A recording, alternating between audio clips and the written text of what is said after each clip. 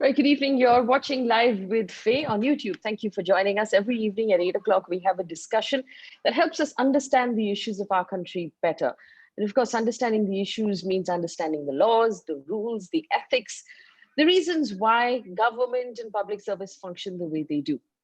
Now, again, there's a very interesting development that's come up in Bihar. And before we get to it, I just want to remind all of our viewers to remember to subscribe to this channel so that you find out whenever we go live and whenever we put up new videos. There'll be a subscribe button on the channel. All you have to do is click on it. It's free. And you'll get information about all of our videos as soon as we put it up. So please remember to do that and tell your friends and family as well. Today, we're going to talk about the Indian Police Service. There's been a story, of course, that's blown up completely coming out of Bihar. And this has to do with the now former DGP of Bihar, Mr. Gupteshwar Pandey, who's taken voluntary retirement, and his last working day was the 22nd of September. Now he had, and this is an interesting thing that has developed, he had once taken voluntary retirement with the aim of contesting the Lok Sabha elections on what was reported on a BJP ticket, but he didn't get that ticket. And then he had actually appealed to the state government to take his resignation back and reinstate him in the IPS, which they did. And he was made DGP. Now he has announced again voluntary retirement and has confirmed that he will in fact join politics. Now he has not confirmed which party he will join, but the gamcha that he's using right now is a clue. He has also, in response to journalists asking if it's ethical, kosher, against the rules, he has said, and I quote, "Is it a sin to join politics? Criminals reach parliament, then why can't I think about this?" has said Gupteshwar Pandey. He said that he can win from any part of the country and any part of the state on an independent ticket. He's basically also in an interview to India today said he's under tremendous public pressure to contest the elections. People come to his house every day and say, please contest the elections, he says. He also says he will take a few days to decide, but he doesn't believe it's either illegal, immoral, or unethical for him to contest elections. So why are we talking about it then? We're talking about it because when someone who is in such an important position, you must remember DGP or Director General of Police is the highest position an IPS officer can reach within the state. He heads the state police. When someone is at such a powerful position, if the intention is to get a ticket and contest the day after he retires, will he be influenced while he's in uniform to favor the political party that he's hoping to join? Then is that ethical? Are there any rules about it? Should there be a cooling off period?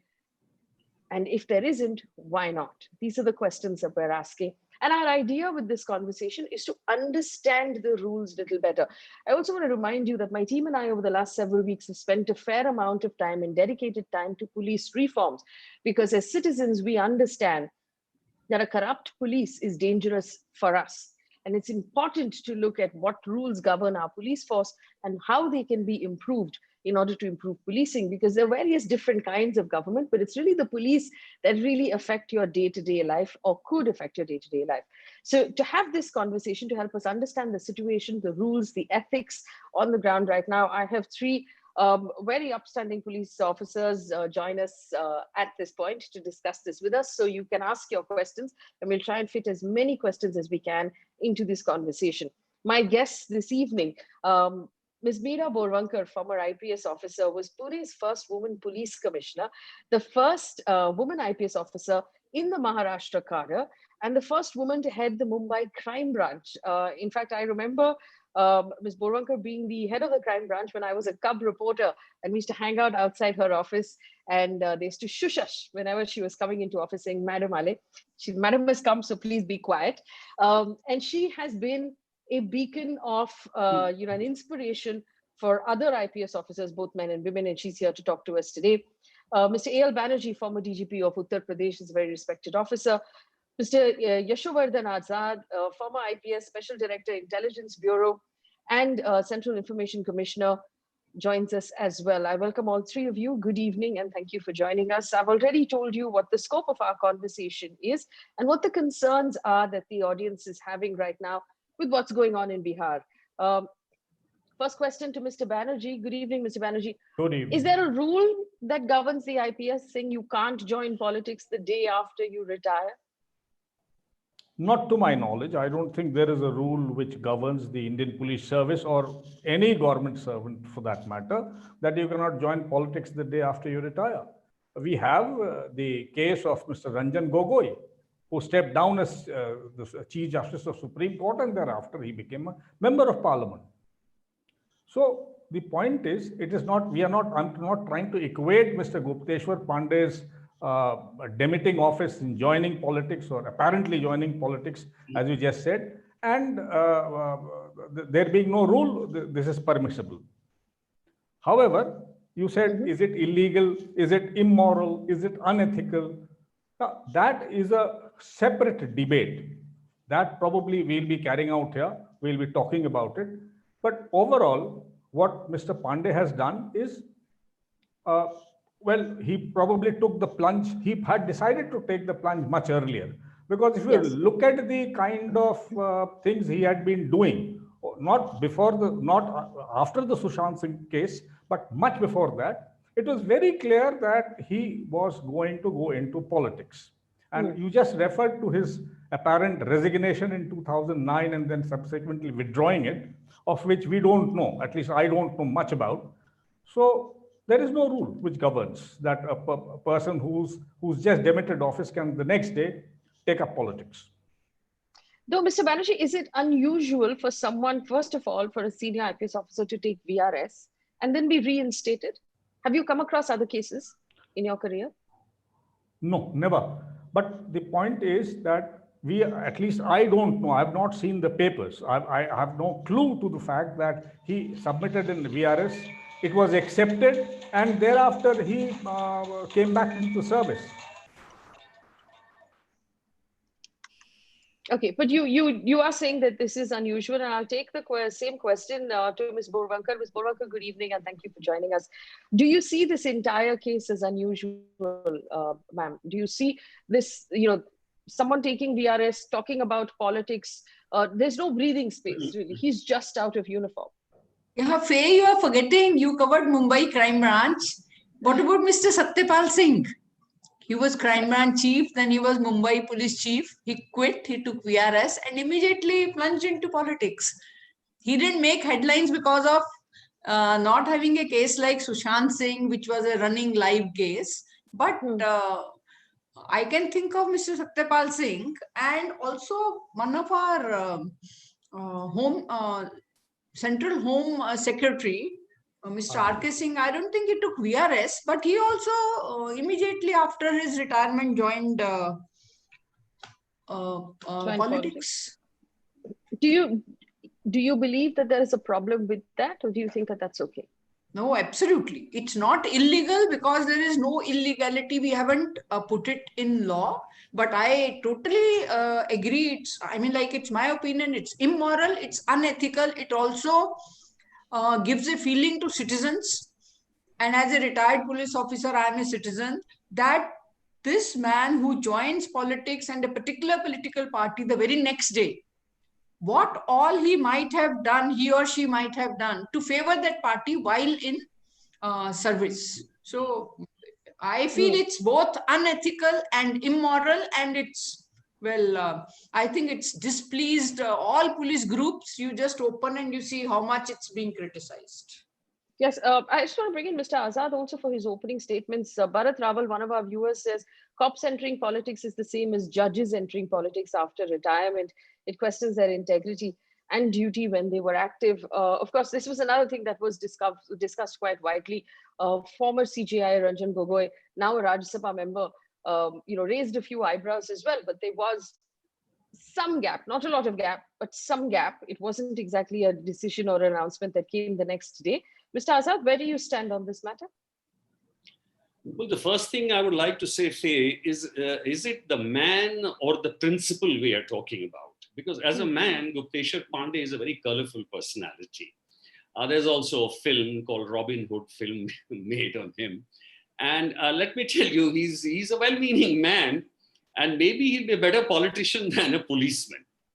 But having said that, the rule in the services is very simple. Which has, it has to be 2 years before you join any private company. So there is nothing about participating in politics, and that has been reduced to 1 year. If you're talking about the ethics, I agree with Meeran, and I also agree with Mr. Banerjee that it looks unethical. But the point is, suppose Gupteshwar Pandey had joined the other side. Suppose he had joined the Congress or the RJD. What would you have said? And in the case of RK Singh, he was Home Secretary with the Congress, but he joined the other side. The secretaries, I'm talking about the ethical part, and I'm sure my co-panelists will agree with me. Look at the secretaries. Many of them are joining exactly the same concerns which are related to their department. Is that ethical or not? I'll give you a lot of other examples. People in statutory committees posts or constitutional posts. Chief Election Commissioner, Mr. Gill, joined the Congress party and he was a member of parliament. The CVC today, the ex-CVC has joined Reliance. The CIC, my colleague, Central Information Commissioner, within a year joined somewhere else in other posts. So what we are seeing today, it relates to a kind of an environment. But let me add at the end that his joining, how many cases are like this? 1 or 2? Gupteshwar Pandey's joining does not impact the electoral politics at all. It will remain as corrupt or as fair as ever. It is not going to make any impact on society. So why should we even bother about it? Ethically, it's wrong. Does it impact policing? I don't agree with Mr. Azad. It impacts policing, definitely. It's an unethical matter, definitely. But as far as no legal bar is concerned, he's there. Look at, for example, the 20 MLAs who took voluntary retirement from the Congress and joined BJP and changed the party. Nothing was done. Nothing happened. I'm talking about the environment today, why these things are flourishing. If you're appointing, for example, as Mr. Banerjee said, Mr. Gupteshwar Pandey's activities were known. He had joined the BJP and he wanted to contest the elections. And thereafter, he again wanted to leave. He was made DGP. Similarly, chief secretaries are made who never retire, and after that, they become the principal secretaries to the chief minister. This is the environment we are functioning. So, as an ethical matter, it's absolutely wrong. But given the environment, given the whole system, this kind of thing will only flourish. Ms. Borwankar disagrees. Madam, go ahead. Yeah, absolutely, sir. Azad sir at one point said that it doesn't make any difference. To that, I totally disagree. I feel it's very unfair. 20 MLAs joining one party and then going to another party is different than a civil servant joining a political party next day after taking VRS. I don't see any similarity in these two. And I have very strong views on that. Just circling this back again, is there a difference again to Ms. Borwankar, and then I'll take the question to Mr. Banerjee as well. Is there a difference between a civil servant doing this and an IPS doing this? So for example, we know that Yashovardhan Sinha, for example, was a civil servant before he decided to give it up and join politics. Would that be a difference, or do you see these two things as the same thing? I don't, I'm aware of Sinha sir being in IS and then joining, but I can't immediately relate to that. I see the comparison between Mr. Gogoi joining politics, joining Rajya Sabha, and Mr. Gupteshwar joining, and it's obvious which party he will join. I see these two similarities, and I feel it's very bad for Indian civil services. And Faye, since you mentioned about police reforms, I think it's here where the state security commissions who can lay down a policy, not only for civil servants at the state level, but we need such kind of commission at the center also. Instead of you and debating here on the TV channels, there should be a policy laid for these kinds of sudden shifts for all civil servants. Like we have conduct rule while in service, they should be taken a little further. And what is expected from us post our service, that should also be laid down. Mr. Banerjee? Yes. I mean, You see, so here's the question. When we talk about rules being laid down, yes. these rules have to be laid down by government. And in some cases, it might not suit the politicians in government to actually lay down these rules at all. I'll take off from where Mrs. Borwankar left off. She talked Yes. about conduct rules and rules while out of service. That is once a person is retired. Now the defense forces, they have rules which are applicable to the officers and men when they are retired, and it lasts till they are alive. Similarly, maybe it is a possibility that the State Security Commission, which I personally feel will be again compromised like all other institutions if certain rules are not made, could make a rule for the rest of the civil servants. When we were talking before this, I remember I told you about Vinayshil Oberoi. He was Secretary Education and he joined Reliance, and that was waived by the central government. That Mr. Azad is of course nodding. So and then Reliance got that excellence tag of 1,000 crores. He was an insider. He joined Reliance. और sir हम सब चुप रहे ना. But again, no, I'm not trying to defend anybody. But Gupteshwar Pandey, yes, a well-meaning guy. Before this episode took place, I had to talk to him about some problem in Bihar. He was very kind. He picked up the phone. We talked. The thing was done. But the fact remains, before that, one day I found there was a photograph of Mr. Gupteshwar Pandey, and this I am bracketing within the well-meaning, that the DGP जो है वो तालाब में कूद गए. So I asked somebody in Bihar, why is your DGP jumping into talab?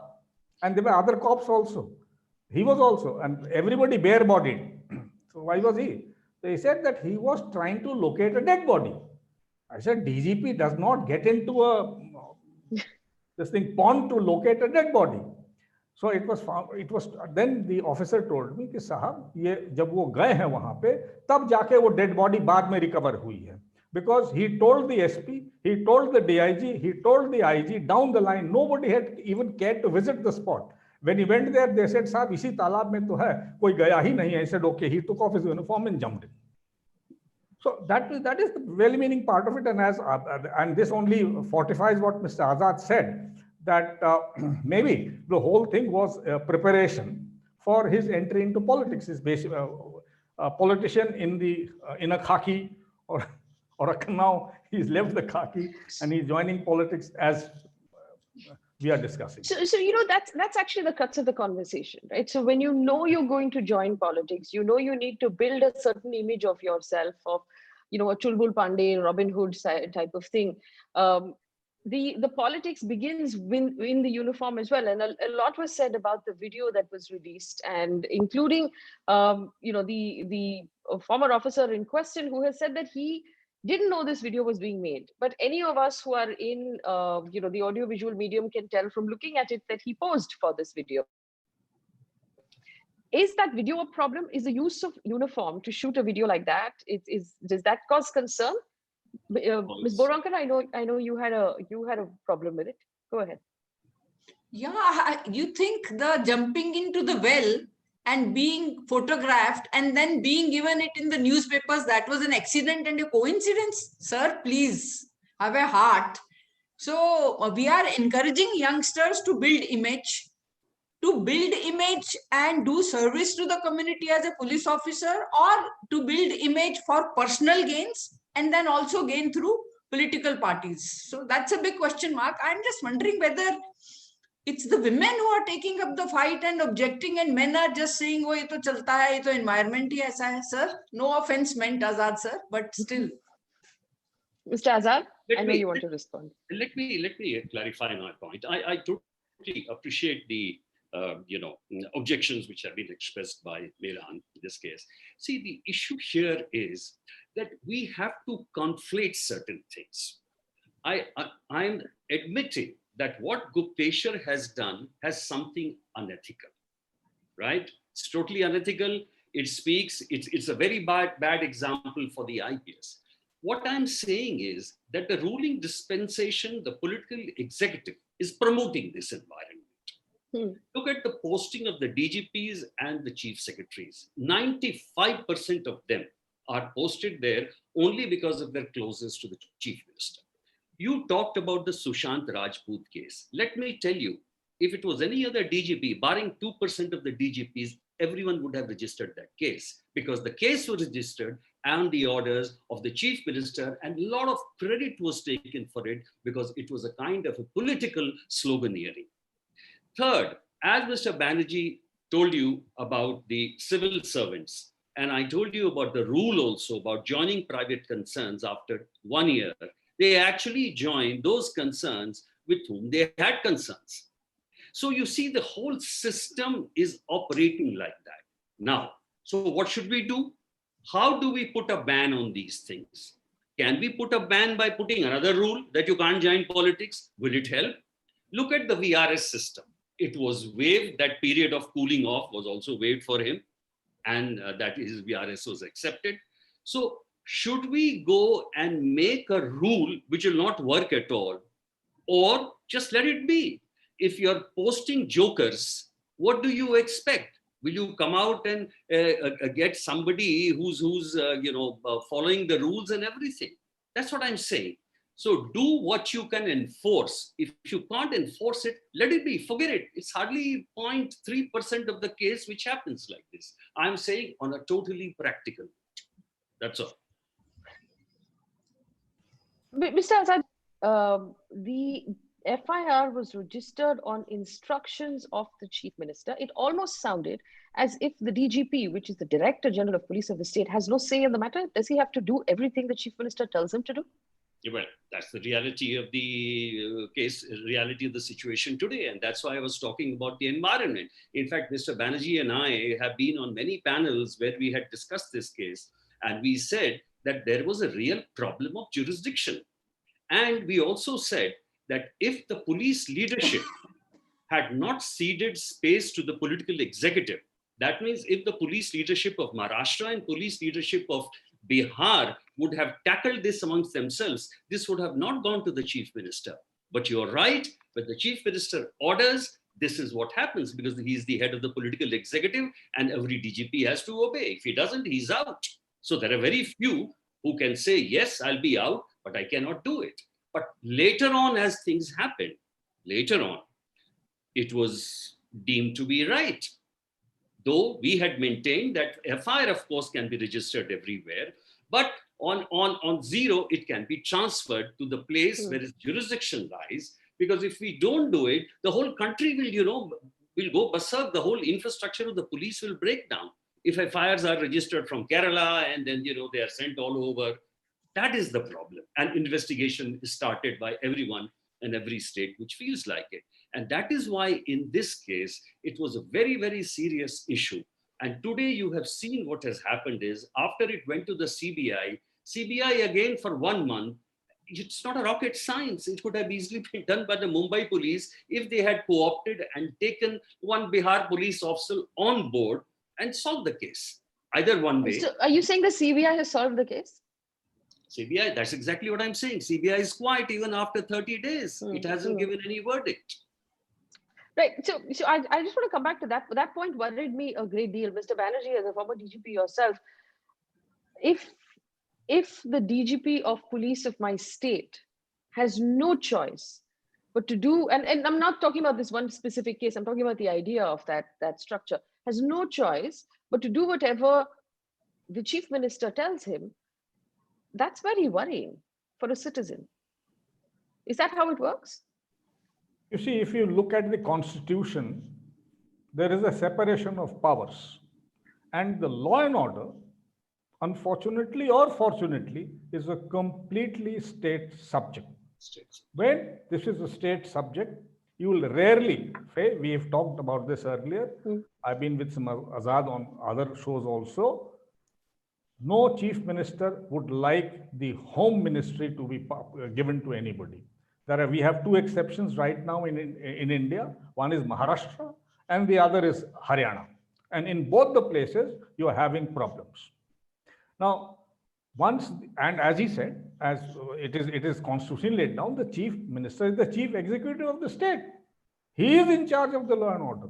You see, whenever there is an election, there's a huge hue and cry every time that we will improve the law and order. That becomes the priority number one, whereas it never is. And so that's how they go to the masses. That is one thing. You see, until and unless there is we are talking about police reforms, we are talking about State Security Commission, we are talking about enforcing the Supreme Court's order, maybe the Dharmvira Commission, etc. After 1902, the last police commission which was fully implemented, no other police commission report has been fully implemented in India. Leave aside the Supreme Court judgment on the Prakash Singh case. This is very, very clear. And as this came out that you talked about probably Chulbul Pandey. Recently, the Prime Minister, in an address to the Indian Police Service professionals, very clearly said that don't go out and be Singhams. Maybe the message is that don't take everything on your own shoulders. Maybe, I don't know. However, the thing is that you have to remain within the law. And the law is that law and order is a state subject. You are subject to the chief ministers or other whoever holds the home minister chair, his or that cabinet's verdict. That's absolutely clear. Let's be absolutely clear about that. In fact, can I just come in for a second? I mean, please. I'm very happy Mr. Banerjee raised that point, because you know what I'm saying is that let even law and order be under them. But as far as investigation go, let it be accountable to the court, because otherwise we will not survive at this rate. You know, whether it's a police rights investigation, whether it's any investigation which has a tremendous public interface and a tremendous kind of, in terms of size, in terms of the quality. So that is why, unless we separate investigation from law and order, and that will be the biggest reform, I think, at least the professional aspects of the police will remain sacrosanct. And I'm happy he brought in this point, because this is critical at this moment. Well, we have a question from Tanvi D. She says, wouldn't a civil servant joining politics influence other junior cops in taking the similar path, which has its own clout and power? That's a very good question, because obviously, and as I've been told by other cops in the past, that the leader of the force at that point sets the tone for everybody else. Ms. Borwankar, is this a bad example for younger cops? The music video, the comments being made about Okad and the kind of things that were said, which is not really becoming of a senior police officer, does it sort of send a bad message to the rest of the force? Absolutely. And also, please understand why more so in a uniformed service, because they really look up to a leader. Maybe in other civil services, leadership doesn't matter as much as it does in uniformed services. So an example set by DG is definitely followed by the juniors. And as far this particular case we were referring to, see, I have seen in Maharashtra, once the CM decided to suspend Commissioner of Police Nagpur. He was flying from Mumbai to Nagpur, and he halted. I was SP in Aurangabad district. He halted there for some time. I saw my DG telling him what will be the consequences of suspending a police commissioner. The chief minister and the DG landed in Nagpur, stayed there, and CM did not announce this. So up till now, what has been happening is that DGs are able to prevail upon the chief ministers if the order is blatantly wrong or not in tune with the service. In this particular case, I feel it's not that the CM who must have ordered that you register an FIR. You don't need an order. It's Supreme Court direction that we have to register an FIR. It's a DG who is so ready to do it, because he knows I am leaving. I am just joining politics, and I am going to, it's in my interest to favor this DG. So there is a difference. I have seen, Banerjee sir, you people as DGs, you have been able to influence the CM and advise them in favor of institutions and in favor of systems. In this case, we had a DG who was too happy to please the CM, because he knew his plan next day. So there's a difference. Mr. Azad? I totally agree what Meeran has said, and I have already told you that despite 95% of the DGPs willing to bend any time, there is this caliber with at least 5% of the force, and the force survives on such principled men who refuse to budge. And I have seen many DGs of mine standing up when I was being kicked out of a district, when my DG spoke in plain terms, and I survived only because of him.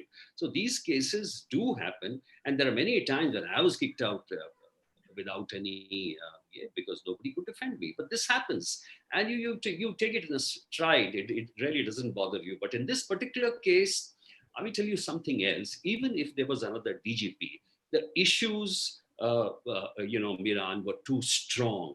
They were actually like this matter of state pride. So an FIR had to be registered. And you zero number में कर लेते ना? नहीं, zero पे करते ना.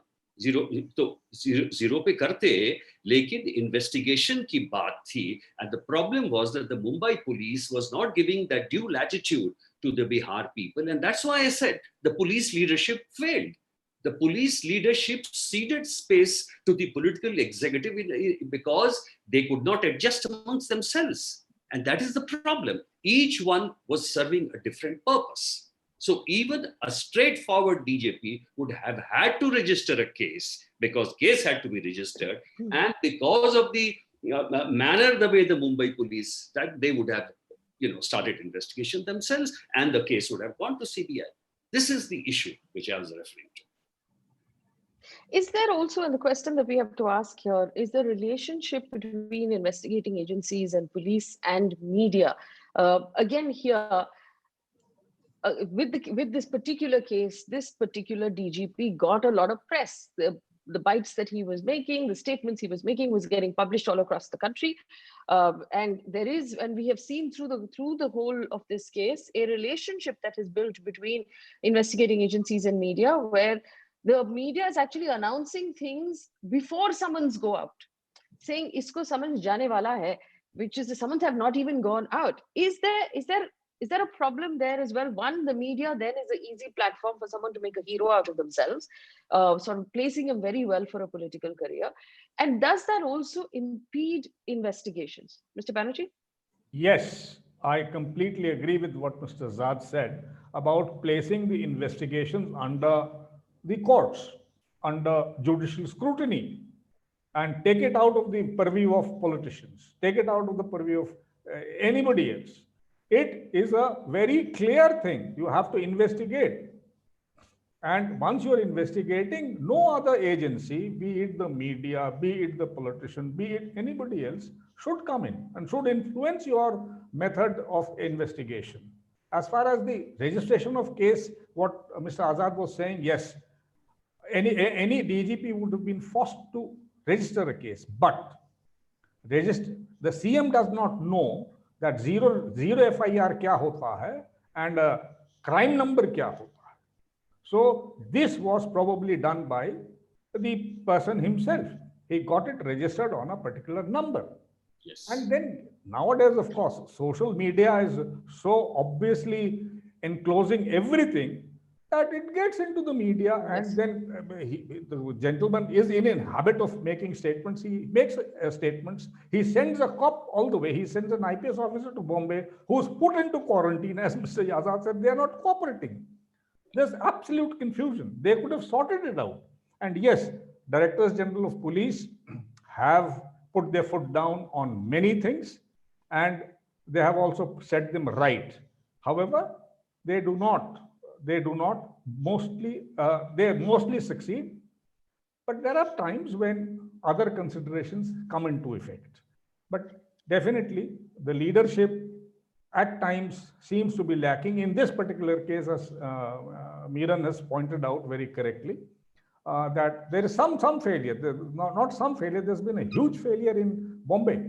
They should have gone ahead, registered a case. They should have cooperated with the Bihar police. What's wrong in cooperating with the Bihar police? If Mr. Banerjee, would you be kind enough to explain to our audience the difference between a zero FIR and a crime number and how it would have made a difference in this case? you see, the zero FIR is when, according to Lalita Kumari judgment of the Supreme Court, if a cognizable offense a report is brought to you, if a report of a cognizable offense is brought to you in the police station, you register the case. That is what the Supreme Court says. So normally, of course, the police is very good at bulking and minimization, which is subject for some other day, but you have to register that. If you register on a zero FIR, it means that the jurisdiction of that particular incident is not within our limits, and then it will be sent to that particular limit where the jurisdiction lies. In this case, this was in Mumbai. But if you put it on a number, which means that CRPC comes into effect immediately, you start investigating. That is the primary difference. Well, there's an interesting question being asked by one of our viewers as well. It's more a statement than a question. He says, the day we, the people, start rejecting anything and everything that's being served to us, the people serving it will start to do better. Does it boil down to that? I mean, on one hand, you did mention social media. Social media has put sort of a limelight on these things that maybe happened in the past without this much glare. Does that push things to improve, or do you think it's making it worse? Mr. Azad? Can I just answer the earlier question of yours? I'll take a few seconds.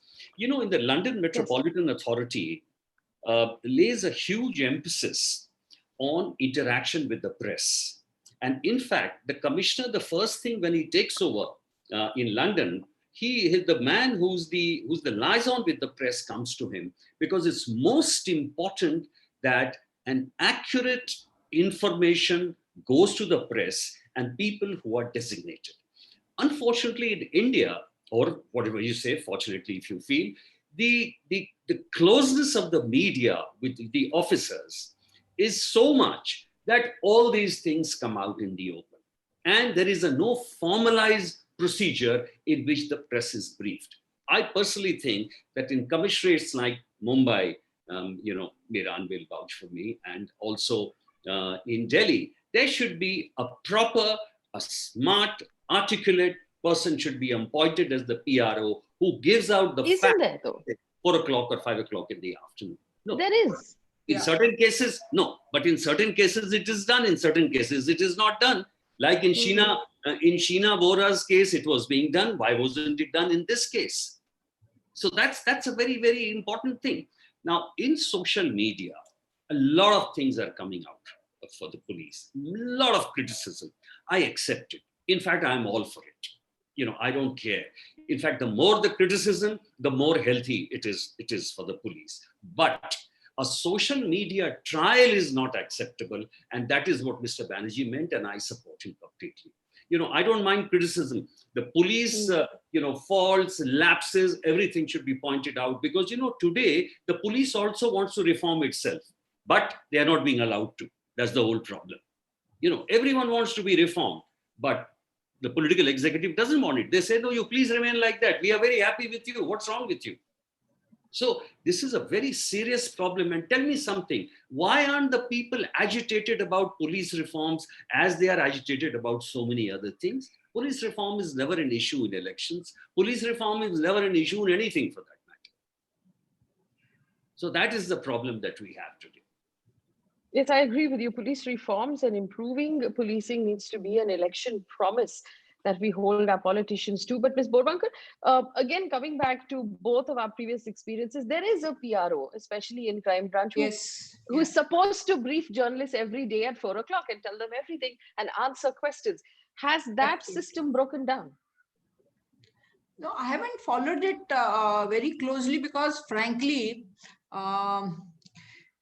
I think this issue has been so much overblown that sometimes I wonder whether it's being consciously done so that people don't understand the gravity of COVID, the gravity of GDP falling down, the high unemployment rates. So I'm also absolutely annoyed by media deliberately diverting attention from the serious issues which are facing the country to a very unfortunate death in Bollywood. Yes.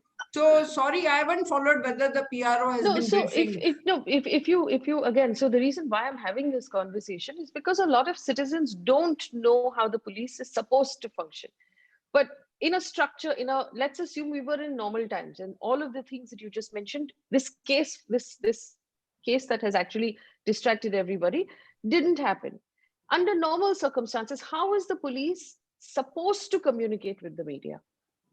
Yeah, so Mumbai police definitely has an officer who is designated as a PRO, and he at specific times he invites press. That's known to all the media persons. They meet, and not only is media informed, but in Maharashtra and in Mumbai, there's a very healthy tradition of them asking you questions on the spot, and the PRO is supposed to either reply them directly or check it out with the concerned officers and get back to media. But since we are here to talk mainly of IPS officer or civil servants jumping into politics, should we come back to our main topic? Yes, please go ahead. So at the end of the day, again, here's another question that has popped up. Let's assume the officer in question or the former officer in question didn't join a political party but contested as an independent. Would that be a similar problem, or is that acceptable? No, this is also a strategy. Like parties will say you stand as an independent candidate. Either we will not have our candidate stand against you, or we'll be backing you from the backside. We won't come in the front. So what I'm saying is that instead of giving up and saying environment is like that, we should put our heads together and come out with a solution, whether, like Banerjee sir said, that there is a post-retirement conduct also for defense officers.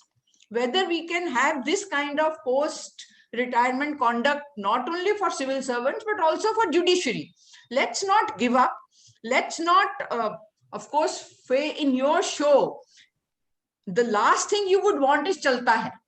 So yes, we want to get out of these kinds of situations where a DG is giving a wrong signal. I am absolutely sure it's a wrong signal, which will be emulated by juniors from constable. What stops a constable or a sub-inspector to tomorrow resign after favoring a particular party and then joining it? So way out seems to be that anyone joining without a cooling period, even corporate sector, and government allowing it, is a big no. So yes, let's formulate very clear policies about our cooling off periods, our conduct rules, and I can understand this also, that they may not be 100% successful, but let's try. That's a start. That's actually really well said, that we shouldn't be we shouldn't accept this. We should actually push forward for change. Mr. Banerjee, do you agree? What is the route forward to push for this change? What needs to be done? Yes, we should not be complacent. This lady is absolutely right.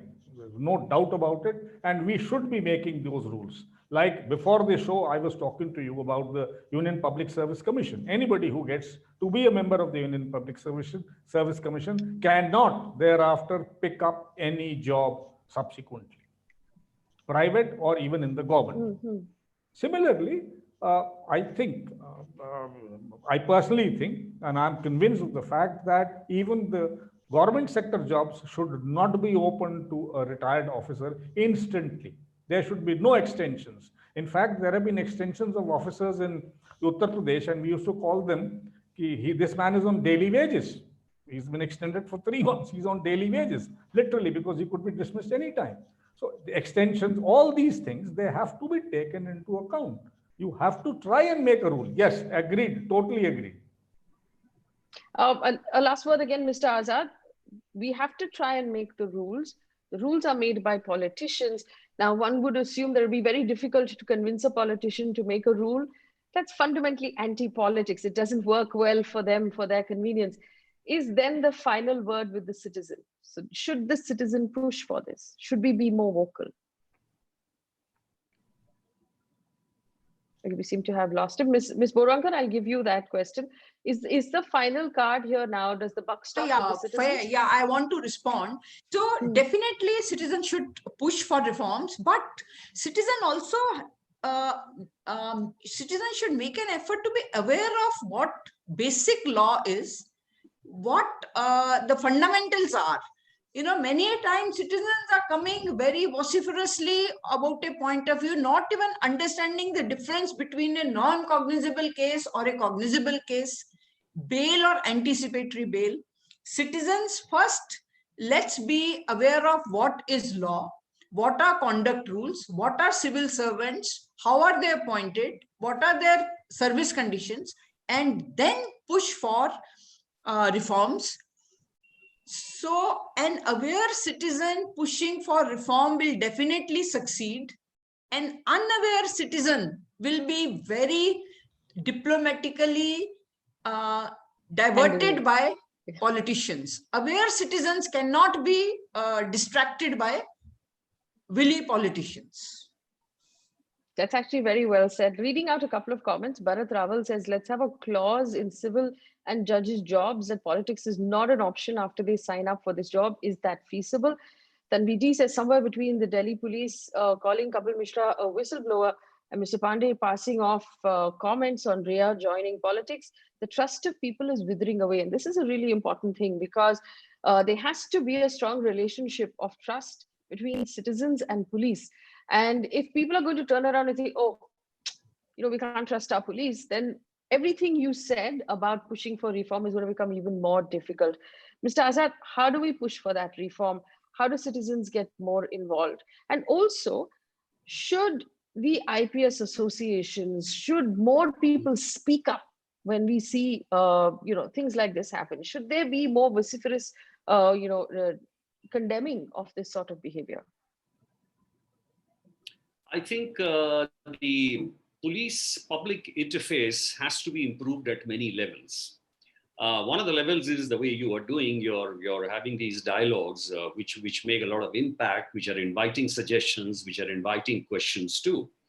The other way to do it is also when the officers are at their desks, they're supposed to meet public and they're supposed to interact with them, so that there should be some kind of an lasting association between the police.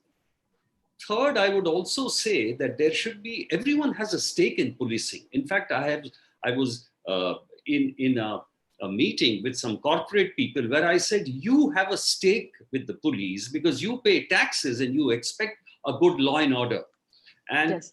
But the only thing is that in this country, there is an issue that people are not standing up for the right causes. Let me tell you, when you see constitutional authorities, they are joining posts. What is the use of making a rule which you can't enforce? We are a country of rule makers. We are a country of making redundant laws, but we are not able. We have a constitution, but we keep fighting over it, that this constitution Britain does not have a constitution. Do you need a constitution to tell you what is right and what is wrong? And I don't mind if head constables or SPs, etc., join politics after retirement or voluntary service. But the point is, while they are in service, they should report to the law of the land. They should be truthful to the service. That is more important. Legislating and policy making and rules is of no use. And I don't think it is an use. And I still feel that is going to make no impact if not only one Gupteshwar, 5 Gupteshwars join politics. It is more important to build trust while you are in service. We should fight for what we should do right now to make police more professional and more sensitive towards people's needs. All right, I'm going to leave it there. I want to thank my panelists, but I think that what Ms. Borwankar said is really, really important, and I feel very strongly about it. It's also because of the reason why we're doing this work. So after I exited television last year, I spent some time trying to figure out what I wanted to do with my life and whether I wanted to still be a journalist. And I realized that we know so little about our country. Young people know so little about the structure of the police, the structure of the IAS, the structure of our armed forces, for example, how government functions, how parliament functions, what the rules are for any of this, what the laws are that govern our country. And we decided, and my team has joined me, and we've decided to dedicate this phase of our careers to information, which is why we have conversations like this, which are not debates. People are not shouting at each other, but we're learning the difference between a zero FIR and an actual investigation with a crime number. We're learning the rules, the ethics, the reasons why these rules or ethics are in place. We're learning how parliament functions, because an informed citizen is the most powerful thing in a democracy. If you are properly informed, and unfortunately they don't teach us this in school, they don't take you to the nearest police station and introduce you to the SHO and introduce you to the structure of our police. A lot of people don't know whether the commissioner or the DGP is more senior. These are the things that we want to actually empower you with, an understanding of these issues, so that we become empowered citizens who can logically fight for a better society, logically fight for a better system. And like Ms. Borwankar said very rightly, that nobody can handle or basically distract an informed citizen. An informed citizen makes very powerful choices and powerful demands that nobody can turn away. Let's actually decide that this is what we all want to do. Read up more, dedicate ourselves to understanding the system better, because you cannot change a system that you don't understand. And there's too much misinformation right now. It's being served to people who don't understand. It's easy to misinform you if you don't understand what is going on. So thanking my panelists one more time for spending time with us and answering our questions and being very patient, and thanking our audience as well. Please come back every day at 8 o'clock for more conversations like this. Thanks for watching. Good night.